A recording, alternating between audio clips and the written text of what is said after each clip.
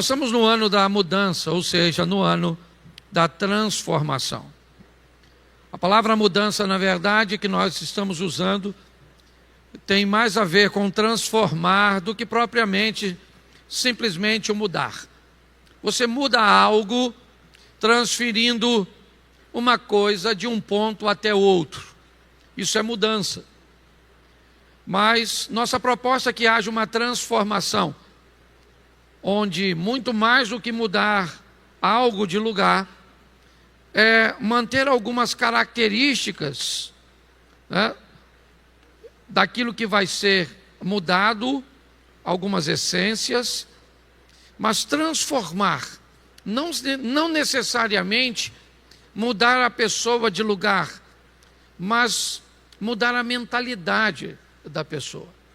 Fazer com que as pessoas voltem para o mesmo lugar, mas com uma outra mentalidade, com uma outra forma de enxergar as coisas. Hoje eu quero refletir com vocês para que possamos entender por que nós não conseguimos nos tornar a pessoa que Deus quer que sejamos. Por que é tão difícil ser essa pessoa que eu gostaria de ser? E mais do que isso, ser a pessoa que Deus gostaria que eu fosse. Eu estou há tanto tempo na igreja, eu sirvo a Deus há tanto tempo. Aliás, essa não é a primeira igreja que eu estou. Eu já passei por 3, 4, 5 igrejas. Eu já fiz parte do ministério de louvor, de oração. Eu já liderei alguma coisa. Mas por que é tão difícil, mesmo sendo tão comprometido com a igreja, me tornar quem Deus gostaria que eu fosse? Então, primeiro eu quero te mostrar quem Deus quer que eu seja. Segundo a Bíblia, o que Deus espera que eu me torne, certo? Ou que eu tenha consciência que eu posso me tornar. Então nós vamos começar por João, capítulo 1, verso de número 12. Coloca João 1, 12 para mim. Mas a todos quantos o receberam, deu-lhes o poder de serem feitos filhos de Deus, aos que creem no seu nome.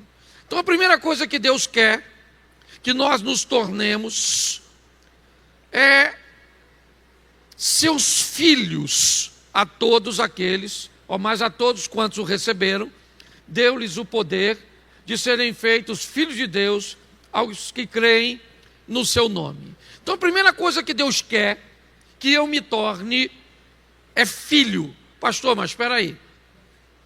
Então o senhor está querendo me dizer que nem todos são filhos de Deus? Segundo esse texto, sim.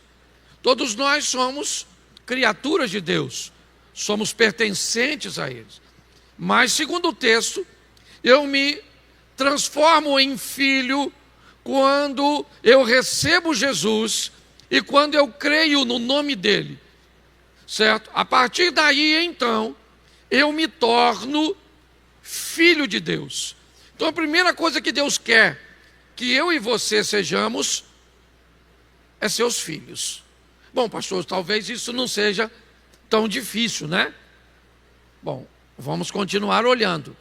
A segunda coisa que Deus quer que sejamos, 1 Pedro, capítulo 1, verso 16.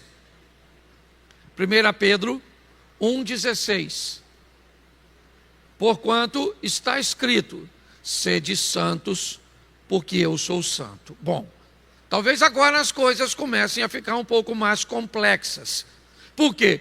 Porque se eu me tornei filho de Deus, é necessário que eu me pareça com Ele. Que haja em mim características que, ao olharem para mim, descubra quem é meu Pai. Quando a Bíblia diz, sede santo, por quê? Porque Deus é santo, certo?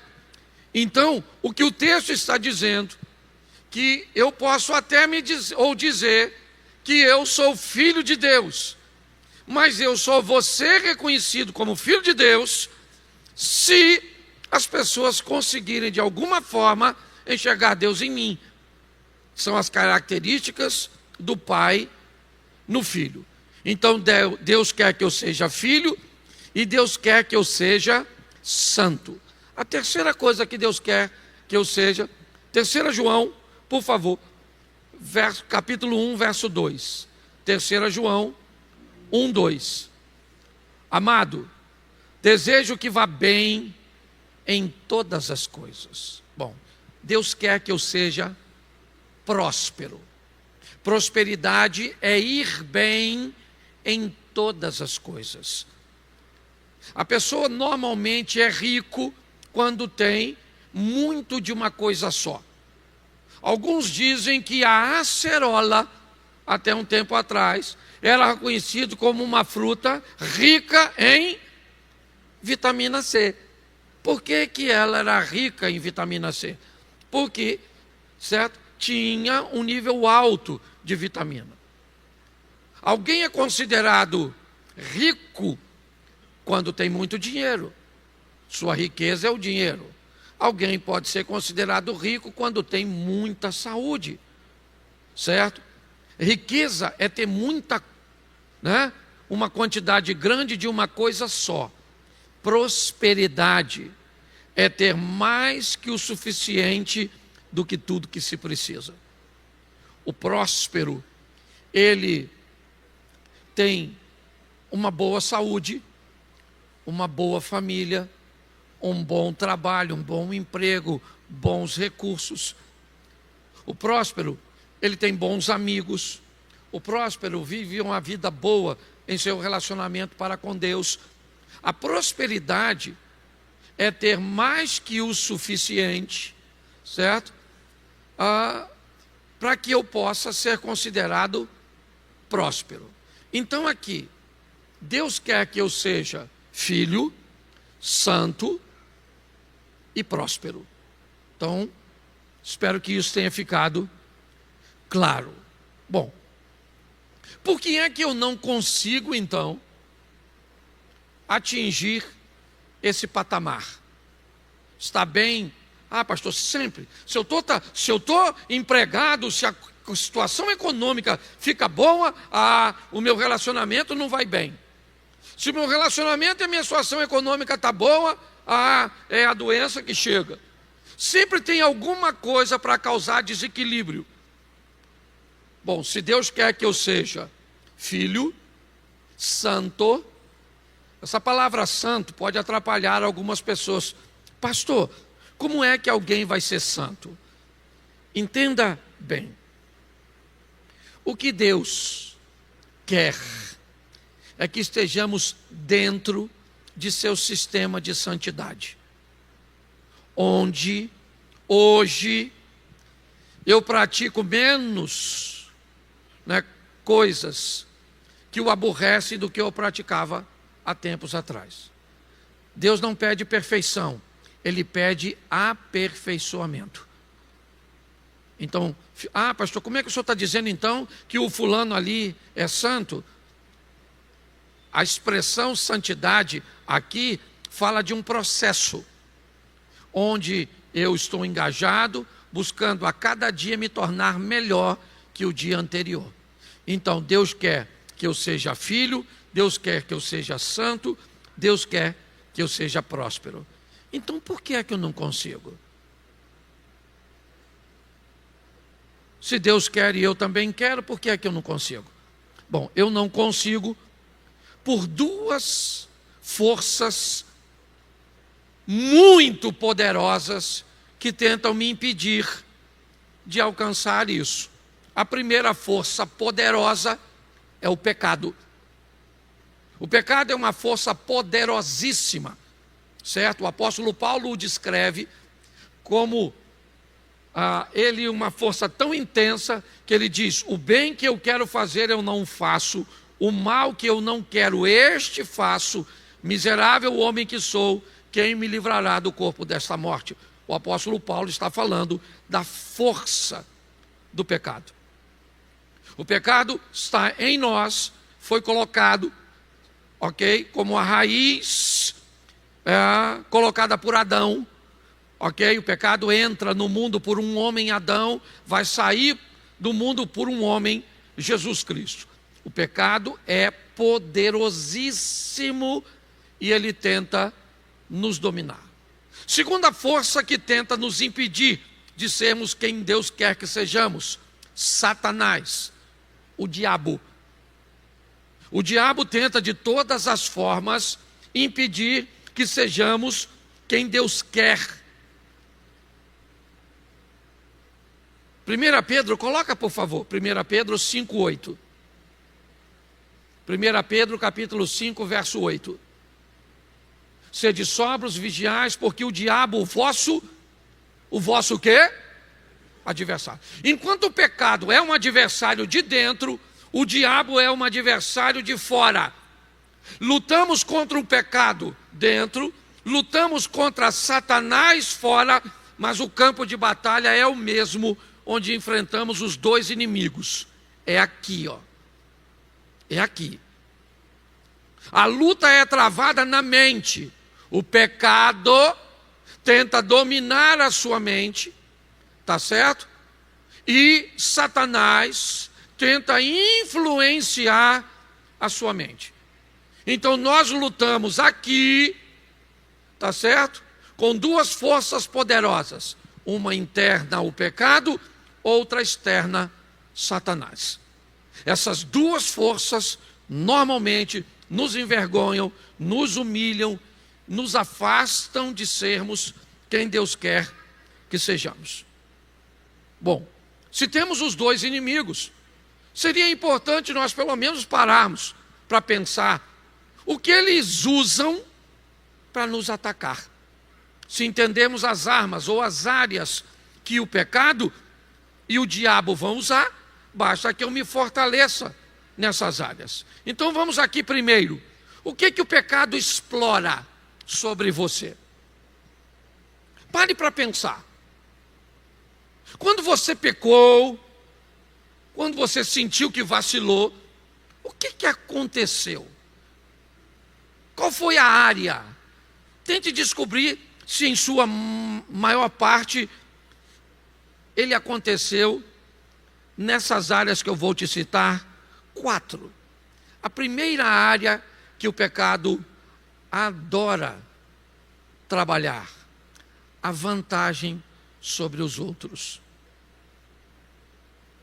O pecado adora nos convencer que nós somos mais inteligentes, nós somos melhores do que os outros, porque somos mais magros, porque temos mais dinheiro, porque... O pecado adora criar uma situação na nossa mente que estabeleça, segundo a Bíblia, um ambiente de maior queda que um ser humano pode entrar. A soberba, ela precede a ruína. Sem notar, você se sente melhor. Por quê? Porque você prega na igreja. Então, provavelmente, você deve ser melhor que os outros membros, porque você canta. Você deve ser melhor, porque seu carro que está lá fora é de uma marca e é mais caro que o meu. Sua roupa carrega consigo uma marca. E por que tudo isso? Pare para pensar. Por que é que um Patek Philippe pode custar R$1,5 milhão? Se um relógio, basicamente, deveria ter duas funções. Primeira, qual é a mais importante? Informar as horas. E segundo, não quebrar. E se possível, a terceira, não ser feio. Se um relógio não atrasa, não adianta, certo? Não quebra e é bonito, é o suficiente, sim ou não? Mas você não entende o que é aparecer com um relógio de R$1,5 milhão. Serve para alguma coisa? Sim ou não? Sim! Para dizer para algumas pessoas que elas não podem comprar. Por isso que a gente usa o negócio do jacaré. Entendeu? Pare e pense. É uma forma sorrateira de inferiorizarmos. Certo? O diabo faz isso de uma forma muito, certo? Muito, como é que eu vou dizer? muito sorrateira, muito sutil. Tá certo? Então, quem aqui já assim não se sentiu superior? Só você lembrar, tá certo? Segunda área que o diabo explora, o tal do prazer, meu irmão. Cuidado com esse negócio. Prazer. Prazer. O que é prazer? Prazer é uma satisfação que, se não tiver equilíbrio, nós podemos ultrapassar o limite só para ter o prazer. Exemplo: é pecado beber alguma coisa que contenha álcool? Sim ou não? Sim ou não? Me ajuda aí com a pregação. Sim ou não? Não. Mas a bebida para alguns é prazerosa? Sim ou não? Então o cara pode, por causa do prazer, ultrapassar o... e chapalha o coco. Entendeu? Por exemplo, fazer sexo é pecado? Não. Mas o prazer pode te influenciar a fazer com a mulher que não é sua, com um homem que não é seu, com seu namorado. Entendeu? O tal do prazer, o diabo usa muito. Então fique de olho, ou melhor, o pecado usa muito, explora o prazer. Eu li um texto, 2 Samuel capítulo 13, repita comigo, 2 Samuel capítulo 13. Qual é o livro e o capítulo? Qual é o livro? Então o livro qual é? Capítulo?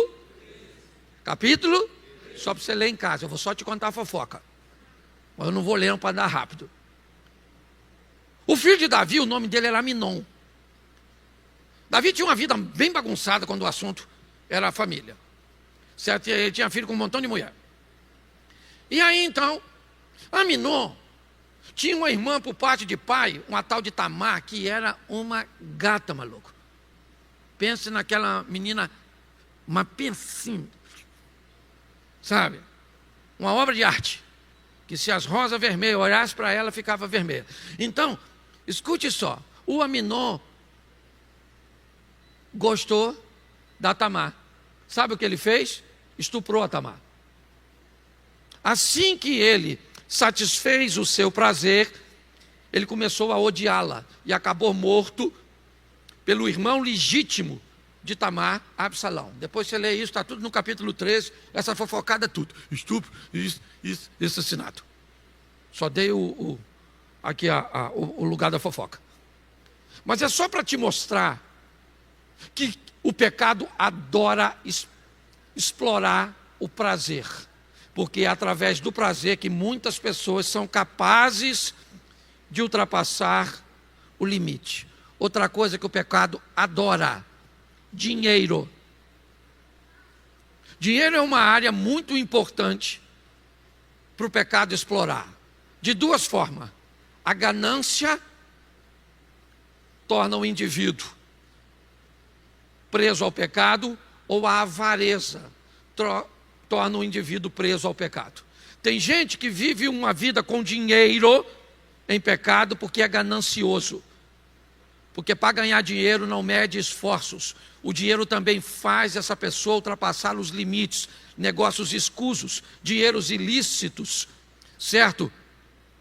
Quer ganhar um dinheiro que sequer ele é capaz de saber para que precisa.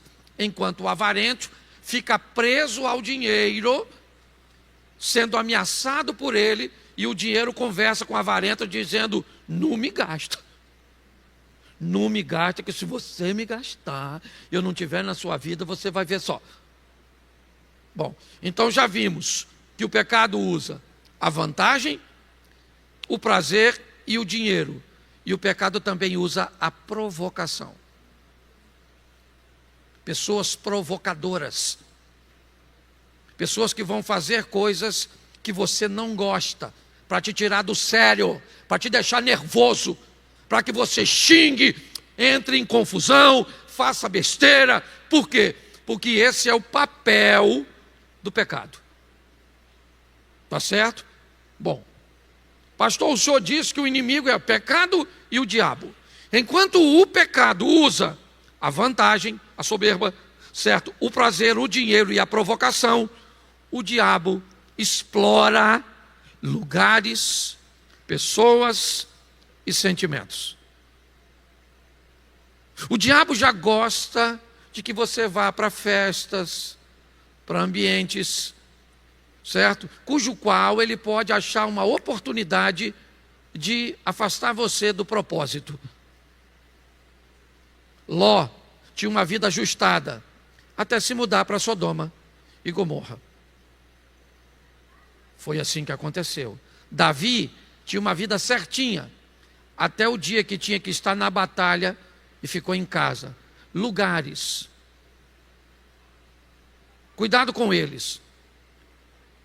O diabo usa lugares para nos derrubar. Segundo, pessoas. Influência.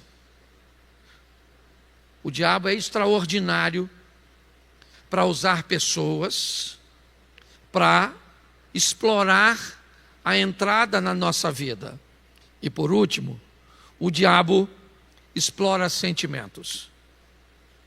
O cara tem, eu não tenho, então eu tenho inveja. Foi isso que ele fez com Caim. Na conversa entre Deus e Caim, note, Deus sabe que o pecado está em Caim, porque ele é filho do pecador Adão.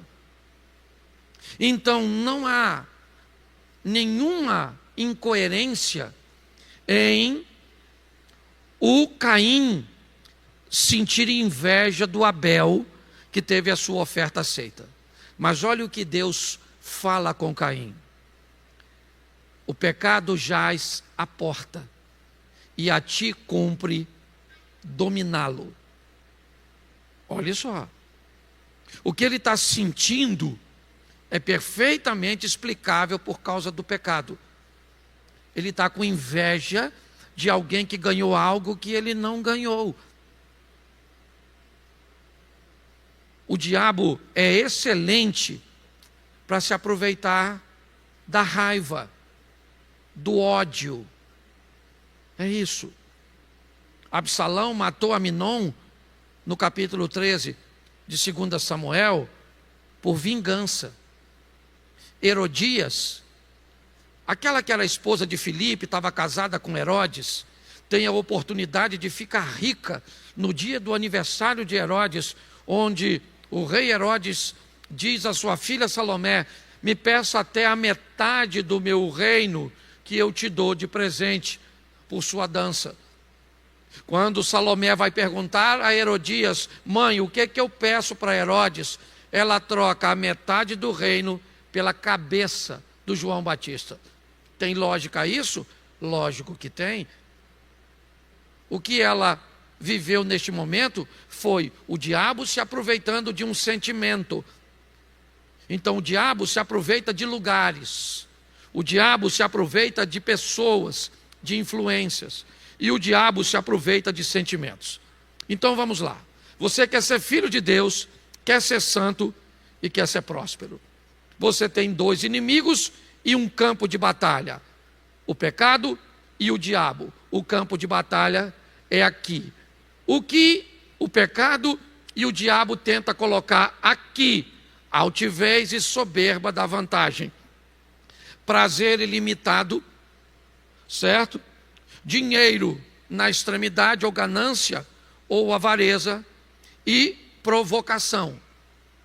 Enquanto isso, o outro também vai te atacar. O ataque pode ser simultâneo, pode ser numa área, pode ser de diversas áreas. Você pode estar sendo atacado pelo pecado e por Satanás simultaneamente, certo? Por quê? Porque o diabo te leva para uma festa que você não deveria estar. E nessa festa, então, uma moça bonita, um rapaz bonito, que não é seu cônjuge, lhe oferece um prazer. O que você recebe de ataque? O ataque do lugar, certo? E simultaneamente o ataque do prazer. A probabilidade de se perder essa batalha é muito grande. E é assim que acontece. Então, quando você entra num ambiente de provocação, você está no trânsito, então o camarada te dá uma fechada, ele ainda é descortês, é desagradável. Quem é que entra? O pecado, certo? Provocando você para te desequilibrar. E quem é que entra em cena? Satanás, certo? Agora colocando o sentimento de ódio naquele indivíduo que te provocou. Então o que você faz? Você pensa em matá-lo, em agredi-lo. É assim que as coisas funcionam.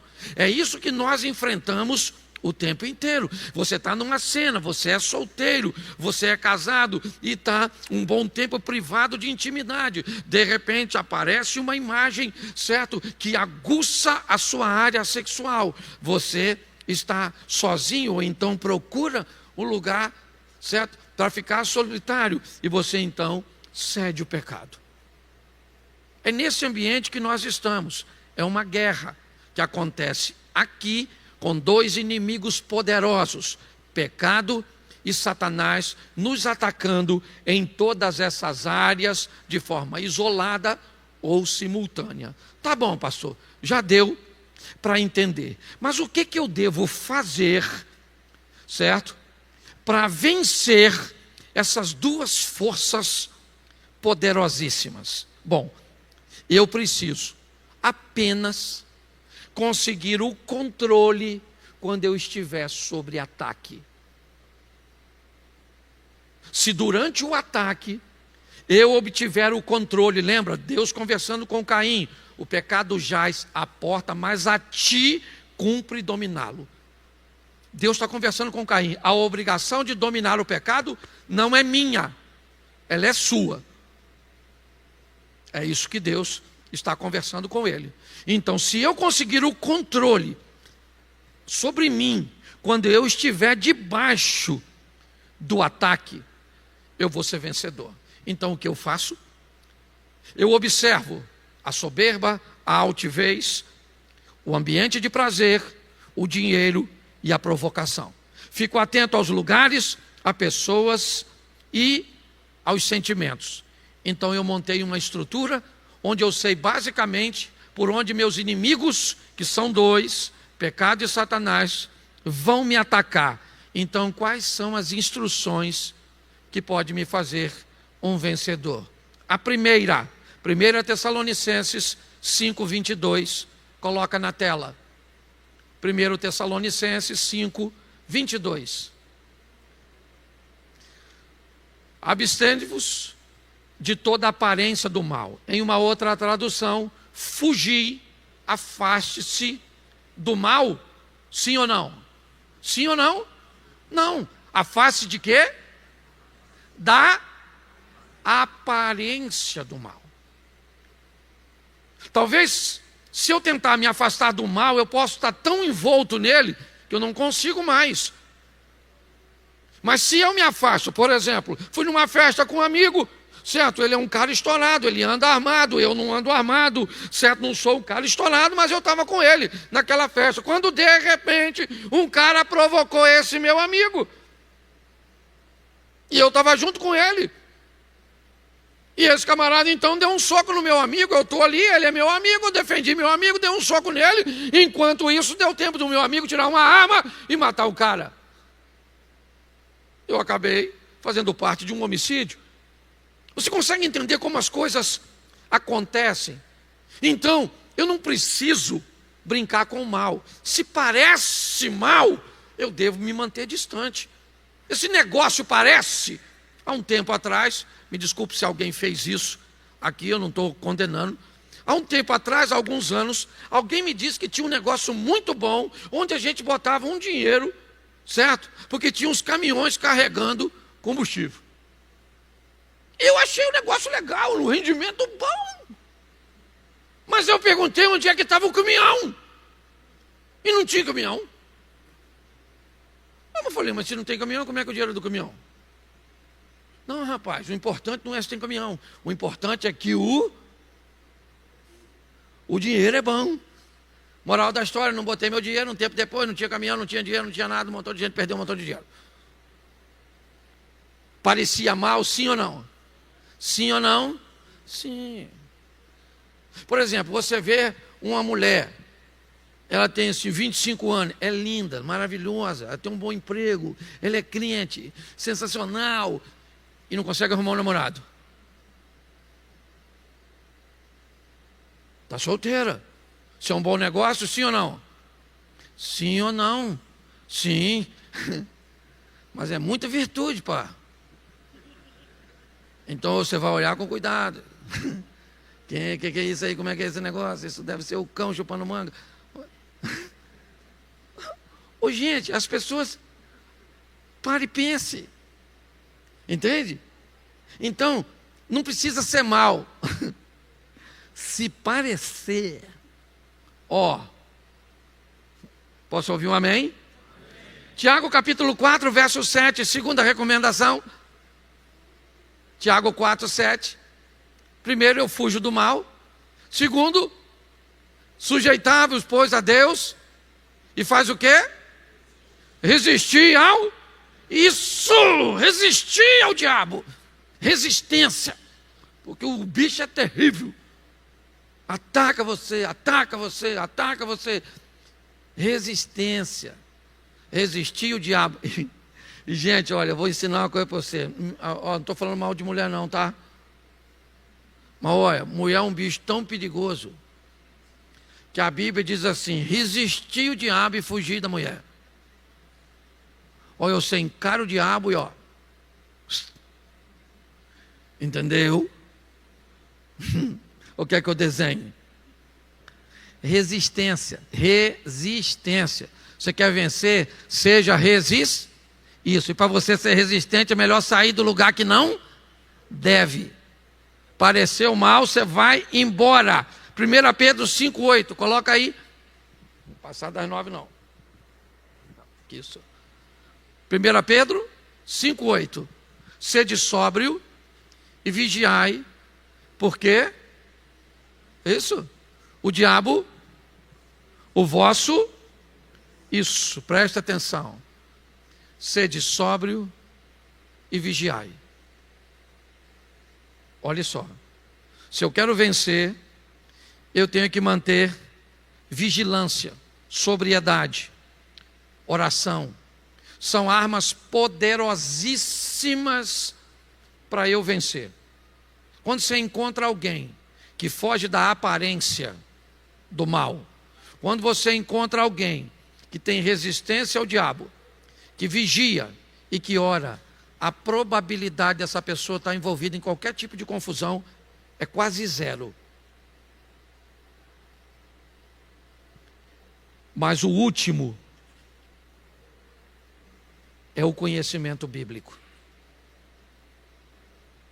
O povo peca porque lhe falta conhecimento. Errais por não conhecer as Escrituras e o poder. Nunca esqueça isso. Nós do Projeto Recomeçar buscamos ser uma igreja que temos isso muito bem definido. Toleramos alguns cultos. Não vou falar a palavra tolerância porque está errado. Mas aceitamos e abrigamos alguns modelos de cultos aqui, certo?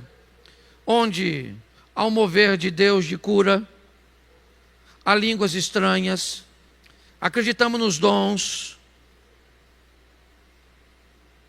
mas a maior parte dos nossos modelos de culto é baseado na Escritura. Ordem, decência e modéstia. Esse é o nosso modelo principal. Errais por não conhecer as Escrituras e o poder. Não é as Escrituras ou o poder. Não é um ou o outro. É um e o outro. Às vezes você vai pegar igrejas que anulam o conhecimento bíblico, as Escrituras, e o poder é bagunçado. É profecia, meninice, profetada, falsidade, certo? De milagres. Beleza. Porque isso acontece? Porque ali tem um grupo que acredita no poder, mas que não tem o parâmetro das Escrituras para dar equilíbrio ao poder. Do outro lado, você tem uma igreja que não dá nenhuma vazão ao poder de Deus, não acontece cura, não acontece libertação, não acontece nada, não dá vazão a dons, não tem nada. Por quê? Porque essa é totalmente presa às Escrituras e não dá vazão ao poder de Deus. Quando alguém, que quem quer que seja, obediente ou desobediente, certo? Vai precisar fazer se cumprir na sua vida o que Deus quer.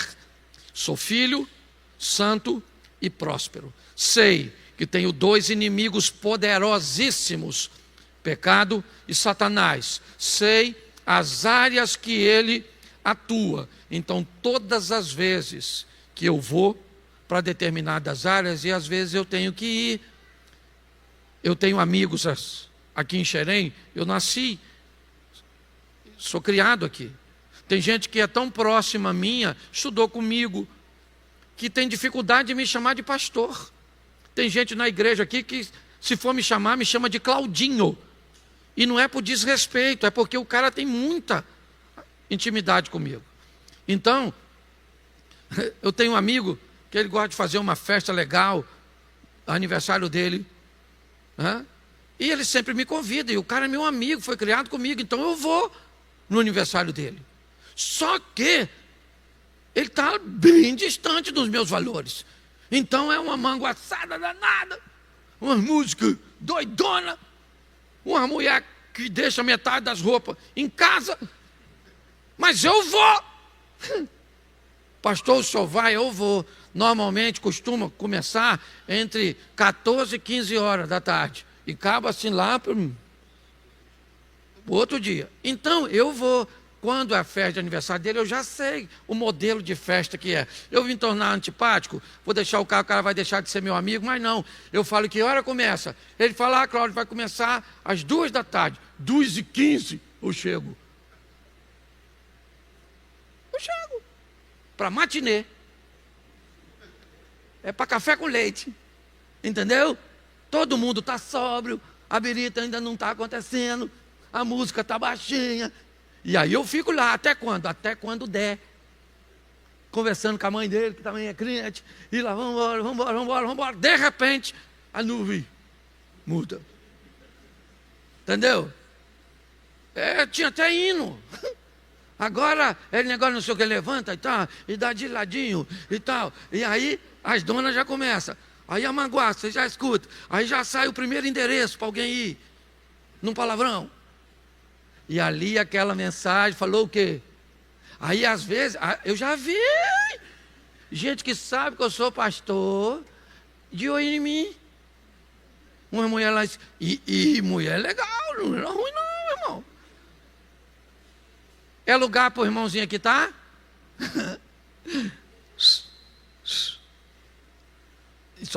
Essa parte nem contei no primeiro que minha mulher estava. E também não estão gravando, glória a Deus. Se parecer, você vai para o inferno. Ok?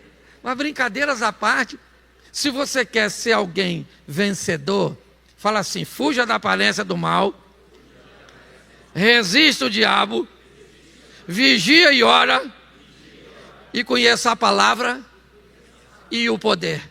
Aí você vira filho de Deus, santo e próspero. Fica de pé, que está chovendo. Isso, você que veio visitar é assim mesmo aqui, quase toda vez que eu prego. É uma doideira. E ainda tem membro aqui, viu? Feche seus olhos. Pai, muito obrigado por essa noite. Muito obrigado pelo teu cuidado para conosco. Por tua paciência, tua longanimidade, que sempre nos busca nos corrigir, nos orientar. Então, Pai, até para te obedecer, nós precisamos do Senhor. Nos ajude, ó Deus, a sermos vistos como alguém que se parece contigo. Que a prosperidade que vamos ter nessa terra faça com que outras pessoas se interessem também pelo Senhor. Que o evangelho que chegou até nós chegue até aqueles que precisam. continua conosco nessa caminhada, leva-nos aos nossos lares, ó Deus, guardado por tuas mãos poderosas. Ó Pai, guarda os céus, ó Deus, para que famílias não percam, guarde as vidas, ó Pai, proteja os bairros alagados, em nome de Jesus. Que tenhamos uma semana de bênção, de vitória, em nome de Jesus. Você pode dizer amém?